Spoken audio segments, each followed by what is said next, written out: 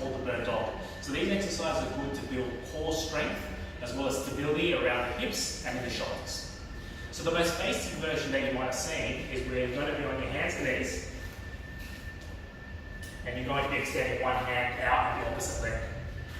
So the position that you're after is on your hands and knees with your hands underneath your shoulders and the knees underneath your hips, and you want to get a neutral position in your lower back. To find that neutral position, if you round out and then round inwards, trying to find a position in between there where you're relatively comfortable and then there's a slight arch in your lower back. And you're going to try to keep that as you do the movement. So with that position, while holding stable in the shoulders and the hips, you're going to reach forward with one hand. So this, to start with, I'll do my left and the opposite leg, so my right leg.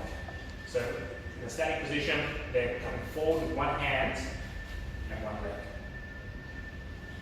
The idea is to come up into a position where you're going to try to extend all the way through the leg, so it's as close to parallel to the back as you can, and all the way through the shoulder, so the arm is forward and as parallel to the shoulder as you can.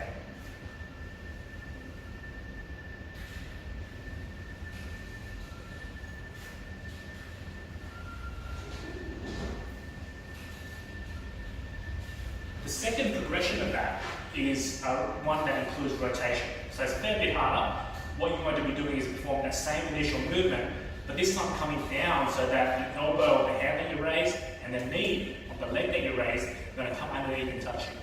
So that is going to work stability while also engaging the rotation in the upper back and the lower back.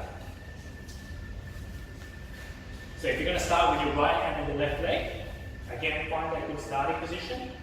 Come forward and out as you did in the first exercise, and then you're going to come through and touch the elbow to the neck, and then come back out,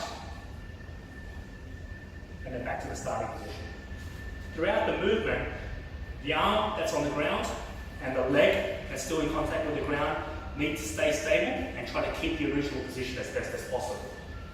So again, you'll bring the hand and the leg out, come through, contact the knee to the elbow, and go back out again, and then back to the floor. Give those exercises a try to help build the stability around your core and also around the shoulder.